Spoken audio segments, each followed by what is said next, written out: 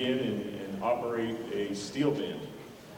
Chip Buck, who's involved with Westwood Middle School, has put together a program there, and what a unique thing to think of, to have a steel band program exist in a middle school. So he'll have an awful lot to share about that, as well as Adam, who is the Director of Percussion Studies at West Virginia. Also a neat sidebar here with Ellie performing with the ensemble. Many of you already know this, of course, Ellie will be inducted into the PAS Hall of Fame tonight, so that's kind of a special extra.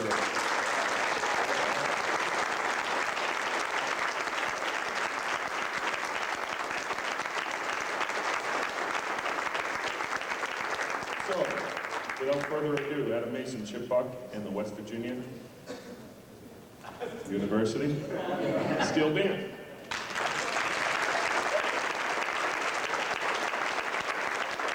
Thank you very much. Before we get started, I want to get my thank yous done now, out of the way, before I get too excited and forget them. I definitely want to thank the support of Vic Firstix and Neil Larrabee for all that they've done for the program at West Virginia University, and a very special thanks to John King and Siljan Cymbals for all the support that we have enjoyed with the marching band and percussion department at West Virginia University. We couldn't run these things without them. So, without further ado, oh, and I want to thank a special thanks to the governor of West Virginia, who at the last minute called up and said, oh, you all need some money to go perform at PASIC? Here, I'll write you a check. That's the kind of support we enjoy at West Virginia. The WVU Steel Band and World Music enjoys in the state of West Virginia. So without further ado, I want to introduce Kathy George. And she's going to come up. She's been with Ellie for over 20 years and has helped him run his business and has done a great deal to document the life and the history of Ellie Minette. So please welcome Kathy George.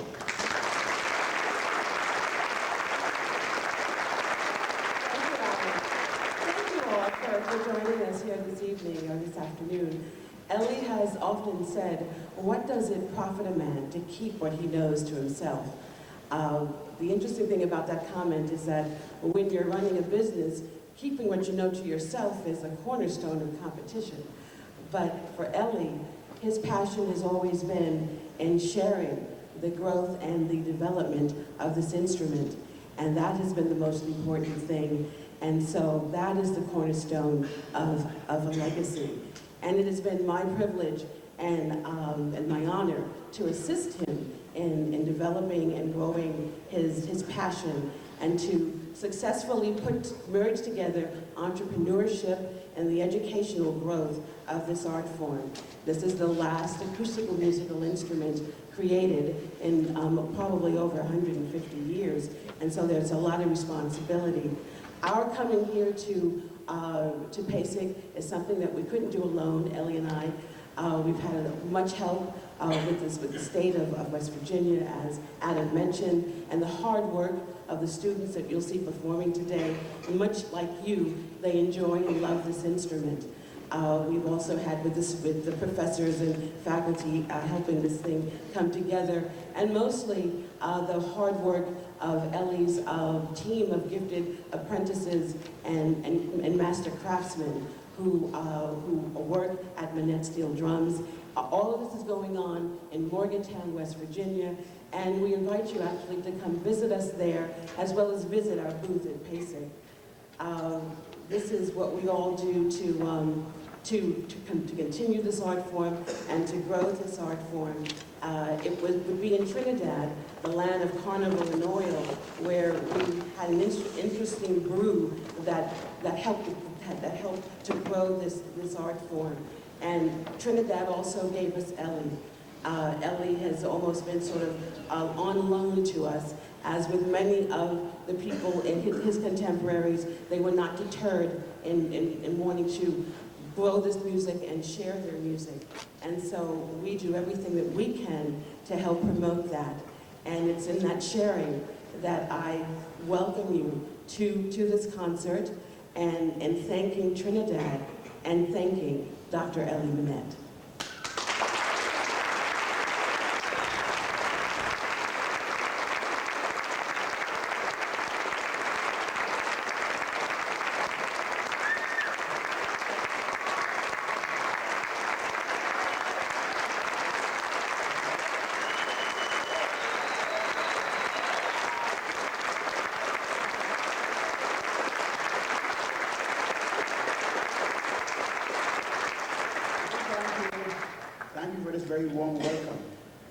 And thank you for your attendance. I know it's a pretty tricky hour to be here. It's lunchtime. And I was wondering if you're going to have people coming in here today. But I'm very pleased to see so many of you here.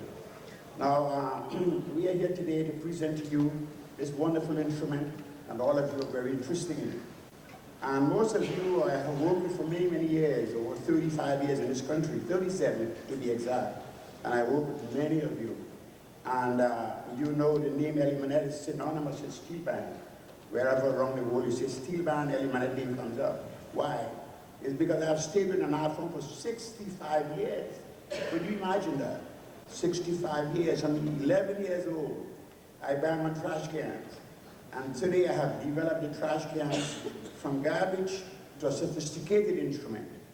And today, my whole philosophy is to pass my skills on to the young people.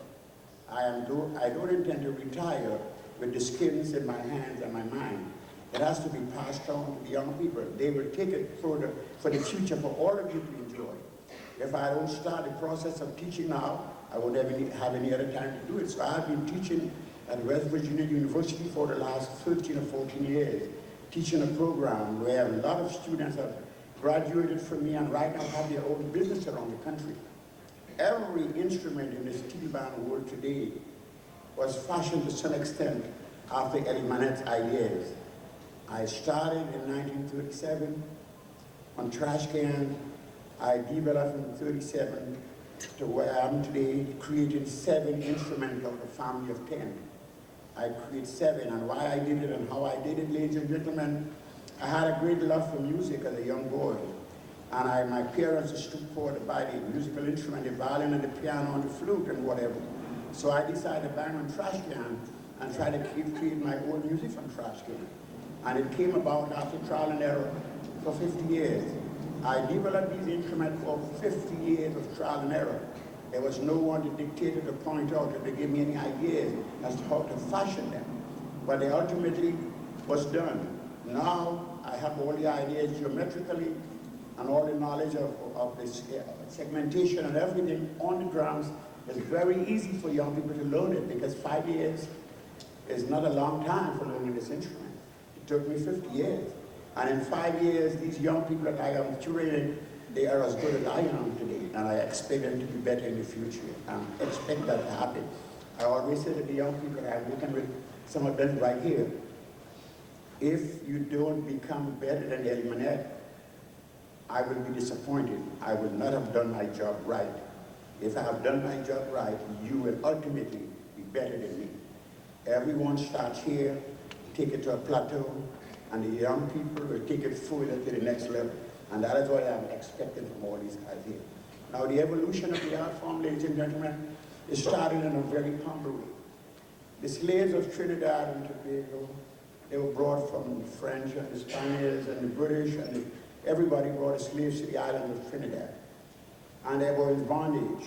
They had had emancipation, the freedom in the 1800s. And during the 1800s, when they got their freedom and they were out of bondage, they began to celebrate on the streets of Port-au-Plaine in Carnival proceedings. And the streets of Port-au-Plaine at the time, in the late 1800s, songs like this, the African drum.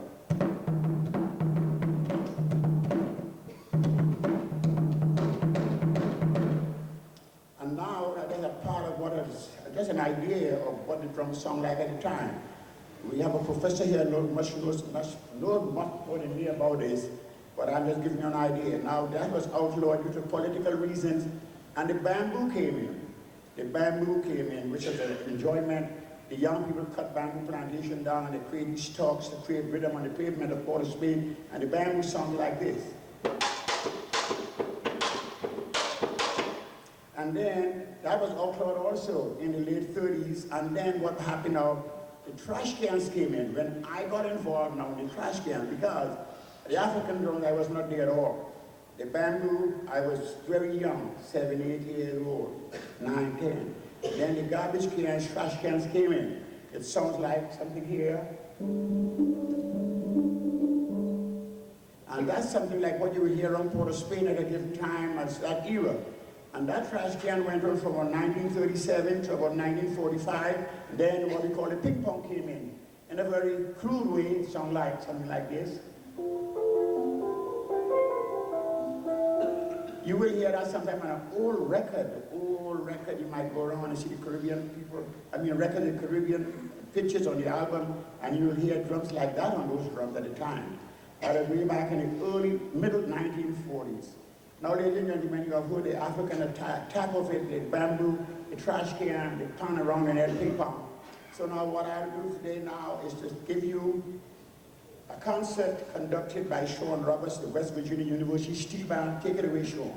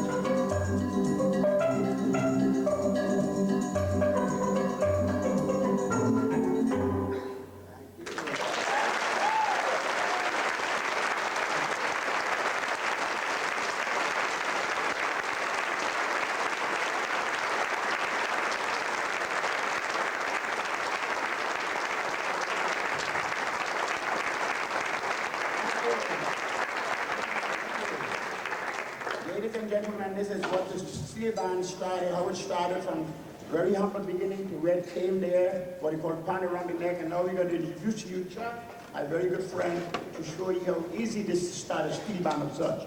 Chuck.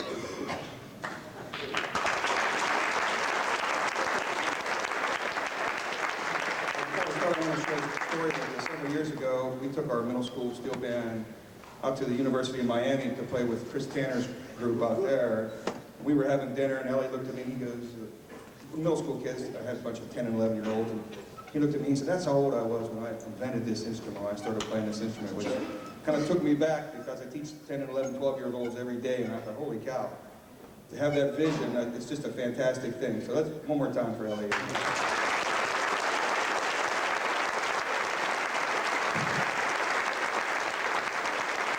I started my school program at Westwood Middle School 10 years ago.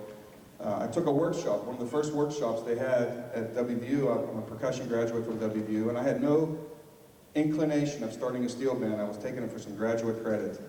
And Mr. Finey, my professor, said, you got to take this, it's a pretty neat thing. So I took the workshop with Ellie, and I thought, what a wonderful thing to get children involved with, because unlike any of you band directors out there, unlike teaching 4th and 5th grade clarinets, you know what that could be like. When you're playing a beautiful instrument like this, it's instant success. It's user-friendly, and children have instant success. They love it, their parents love it, and the community loves it. One of the big obstacles that a lot of people think of right off the bat was, how can you afford it? I mean, you go to a school program, the drums are very expensive. So since most everybody's sitting down, when I started my program 10 years ago, you could buy a set of 4-voice Manette pans for $2,000. So the price has gone up a little bit, huh, Ellie? Yeah. But it is affordable today. Lots of programs we go to, they write grants. Manette Steel Drums now has a lease program for schools and churches where you can lease, start a lease program to own the instrument. So it's an obtainable thing. Don't be afraid of the money thing, because that's an easy thing. Just this past spring, we went to, I took my group to another middle school in Maryland and played, and they brought the superintendent over and he wrote a check on the spot to order a set of pans for the kids to play. So if you're interested in starting a program, the best thing to do, take a workshop or invite this group or another group in your area to come perform at wherever you're at, and that kind of gets the fire started.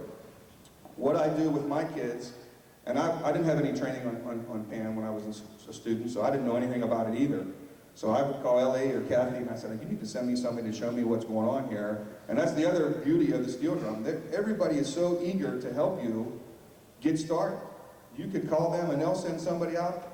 It doesn't matter where you're at, they'll put them on a plane, we'll come get you going. So that's what they did.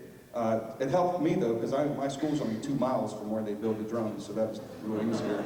And that's nice if you have to get a tune real fast too, you just drive down the road. But anyways, they came up and got me started, and the way I show my kids, and there's lots of different methods for teaching young children, hands, rote teaching, and so forth, but the method I used was we played mostly lead sheets with chord changes, because that's what most guys do on a gig. You're playing a head chart with changes. And that's what I wanted my students to do, because we're a working band. We play 30 gigs a year. They're out 2-3 times a month. So I wanted them to play, and I wanted them to learn how to improvise, and I wanted them to learn what it's like to be in a working band. You got to get there on time, with equipment, all this and that. So that's what we do. And when I start, I'm going to kind of layer it for you here, to just give you a brief example. If you don't have a drum set player, if you're little weak kids, it's okay. You just start with a conga pattern, similar to this. And we can put a drum set player on top of that, playing an easy calypso beat. Then I teach the bass players some theory. They're playing roots and fifths in a calypso style. Go ahead, bass player.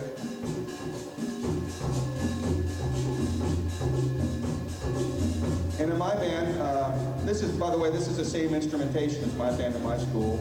The guitar players, sometimes they'll double the bass players an octave higher or play strumming patterns, but they're going to just double right now. And the double seconds, they play roots and thirds, same rhythm. And the leads can play the same rhythm as well, roots and thirds. So right now they're vamping on an F change. And once they learn where the notes are at, it's very simple. We're going to go to a C chord change. Here we go.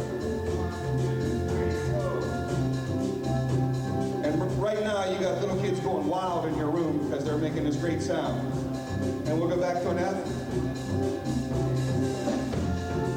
And let's try B flat.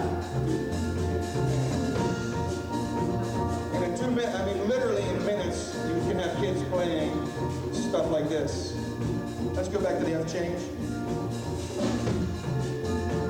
Now, you want to get kids to start to improvise, so they learn some scale patterns, and they can just play an F scale. I'm going to have Dave demonstrate.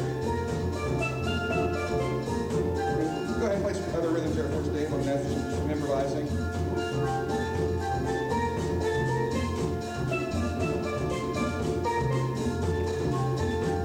And that's a beautiful thing, especially when it's a little kid that's 10 years old doing that, and they're smiling, and everybody's having a lot of fun. One of the early songs that we like to teach is a song called Baja. These guys are going to play for you right now.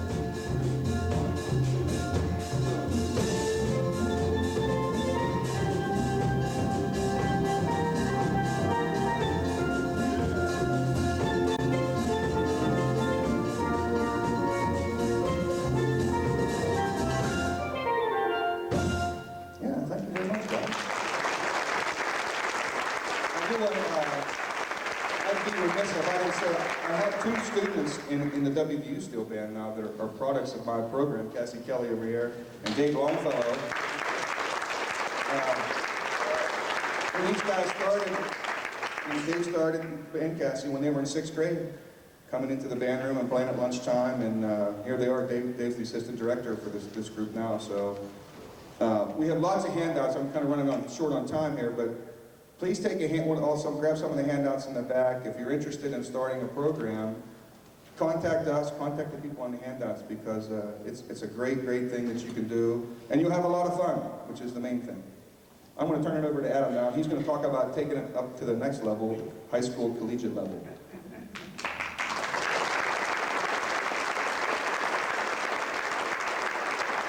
Thank you very much.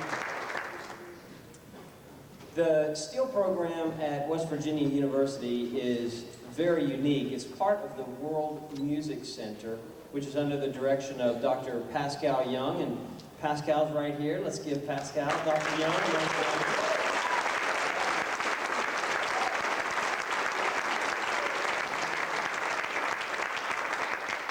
I thought I'd give you an example of how the steel band can be incorporated into your band program or music program in 2 ways. It's kind of a tale of 2 cities, how things were started at West Virginia University and how things got started when I started a steel band at my first college job. Except the tale of 2 cities, it's a happy ending for both, happy for both sides of it. A man named Phil Faini, who I think we'll probably see inducted into the Hall of Fame here pretty soon, one of these days coming up, was the director of percussion at West Virginia University, and he had a great vision of always what was coming around the band, what was going to happen in the next 20 years. And so he started putting world music in the percussion curriculum and the college curriculum like in the 1960s. And 70s, and started an African group. Well, he wanted to start a steel band at West Virginia University, so he, being Phil Faini, founded the WVU World Music Center and thought, okay, who do we need to get in here to start a steel band? I think we should get Ellie Manette. And of course, he got Ellie Manette, because Phil Faini gets what Phil Faini wants. So Ellie Manette came in and became an artist in residence at West Virginia University and founded the steel band. And then they started holding the workshops here, and Ellie came with his drums, with this infusion of what most people consider to be the finest steel drums in the world. And so he arrived with the drums, and boom, here you go. You're up and running with, to create one of the great programs. Meanwhile, I just graduated right when Ellie Manette came in, and went off to Louisiana and wanted to start a steel band down there. And hopefully this might give you some ideas of how, things could happen. This is how us mere mortals do it. We started an African group by having Pascal Young down and getting us up and going, and went out and performed at schools, raised some money, bought some steel drums, and I attended a workshop. attended Ellie Manette's workshop, and same thing, same way as Chip did. Since I didn't have any steel drumming in my college program, in my education, went to the workshop, learned how to do it, and was just blown away at how fast and how quick and how easy it was to get up and running. So went back to school, raised the money with our African group, bought some drums, had some guest artists come down, had Jamie Eckert, who's a WVU graduate here. Those of you looking for folks that you could bring in to start out, Jamie Eckert did an absolutely amazing job to come and perform with us and get some excitement going in the program. On the side, there are some, Chip mentioned the handouts back in the back of the room have a list of some of the sources that you can get to have guest artists in, to have tuners in, to places to get drums, and not just the folks involved with WVU, but some of the national things and some of the websites that you can do to even find something if you need to do something local. So attended the workshop, came back, started the band with a small group, and then a private school that had some steel drums went under, and so we tripled the size of our steel band by going over, taking a truck and said, hey, these things are just sitting around, can we use them? Yeah, sure, we're locking our doors, we're going out of business. Tripled the size of the band, and the steel band's still going strong. This is down at the University of Southwestern Louisiana. Well, that's what it was. Now it's University of Louisiana at Lafayette, where Jeff Prospery is the director of percussion down there, and they're just finishing the percussion wing, so I'm so excited for them.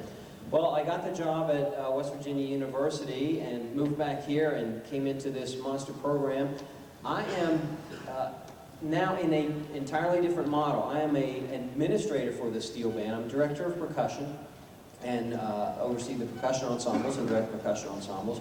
But as part of the World Music Center, the steel band is run by graduate assistants. So all you college teachers out there that are saying, oh my gosh, I'm so overloaded with everything that I have to do right now, there's no way I can start a steel band up. Well, make it part of your percussion ensemble.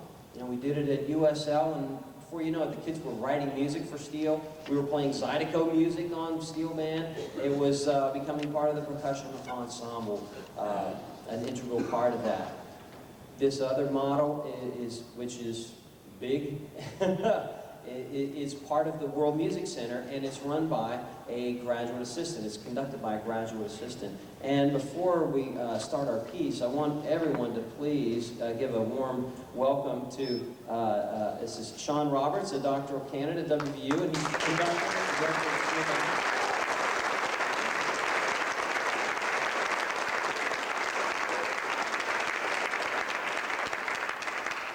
He is assisted by a very special person. You're special, Dave.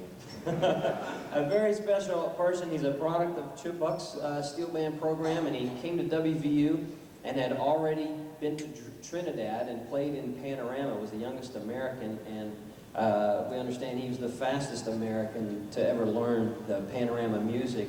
So he's just been absolutely amazing. And thanks to Dr. Young and an exchange program, he's going to be attending in an exchange program next semester at the University of West Indies, and spending the time back down there and playing at Panorama again. So you're going to see lots from this guy. You're going to see him on all the CDs and all that good stuff. So let's give he hates when I do this, but he's great. Dave Long.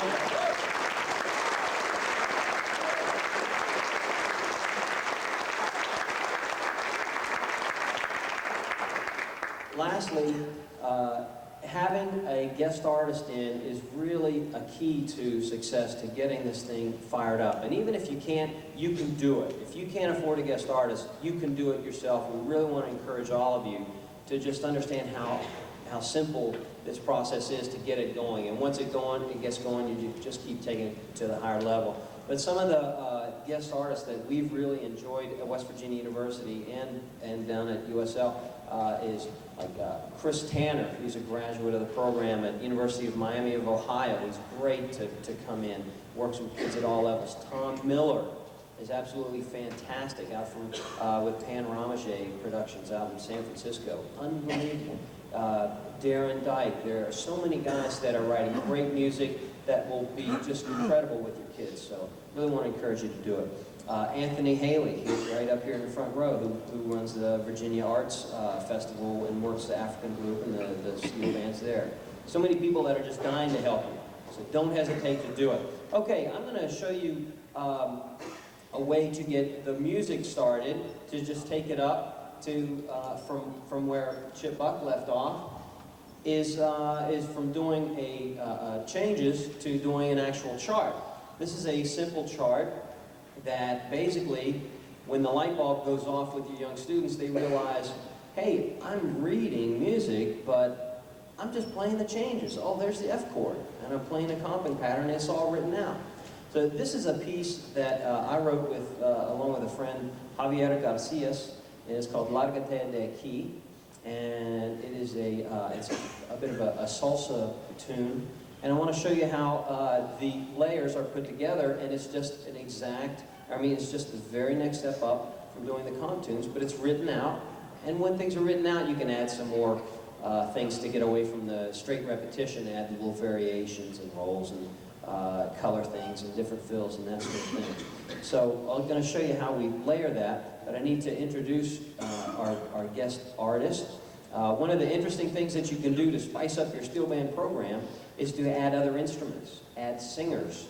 This song actually uses a singer. We're only doing a portion of this song as part of the program without the singer.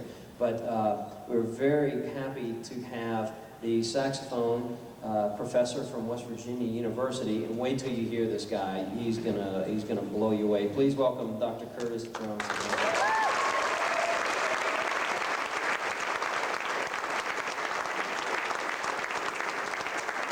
All right, so we're going to start with our percussion section and go with something a little more complicated than just the solo. We're going to do a songo, so go ahead and kick that off.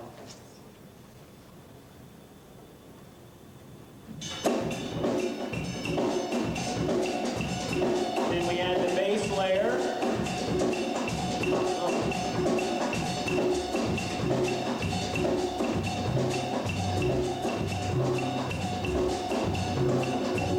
Now the comping pattern is a octave piano part that you would hear in a typical montuno.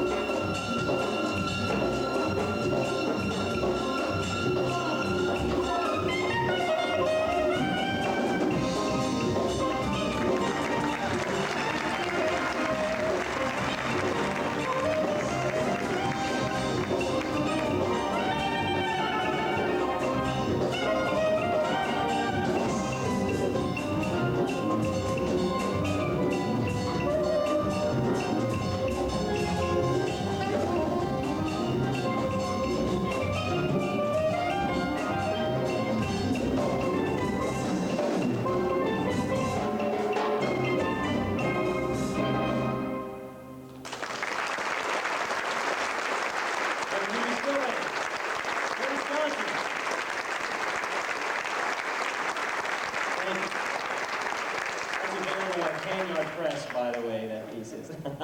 Shameless plug there. Okay, now we're going to take it up to the high end of the spectrum in terms of repertoire. And so I'm going to turn this part of the program over to the director, Dr. Sean Roberts. Almost doctor. Boy, I almost got to give him a promotion there. Free degree, everybody. All right, take it away. Welcome.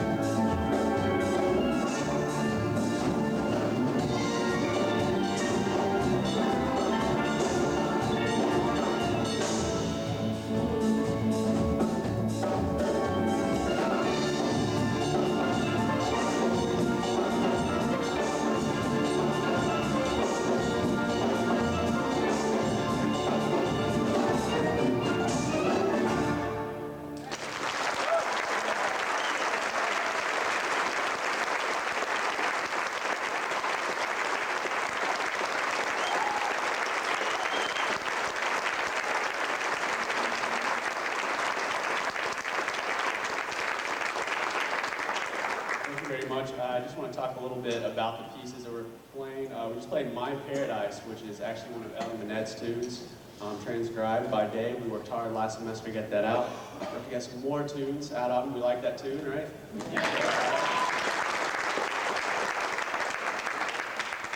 So Ellie, you heard that. More tunes, right? But anyway, I'm just going to say this is a movement. So all these educators out there, you're now part of the movement. Everyone in here.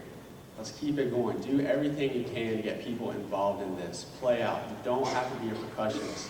As Chip was saying, it's easy to get on these pans. You can learn a song in a day. Get out there and do it. Become part of this. The next tune that we're going to play is Humming Chorus by Puccini from Madame Butterfly, arranged by Emily Limmerman.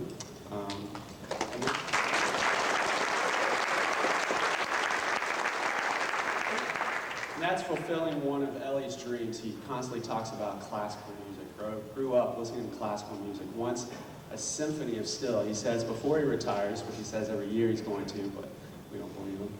He wants a commissioned piece for symphony orchestra played on a symphony of still. So this is part of our attempts to satisfy that need. And then we're going to finish off with a tune called Appreciation by Andy Norell, written specifically for Ellie as well. And I would just like to further congratulate Ellie and everything he's done. We're so happy and thankful, this entire group, and everything we strive to do is just try to make these drums as beautiful as possible. So, Ellie.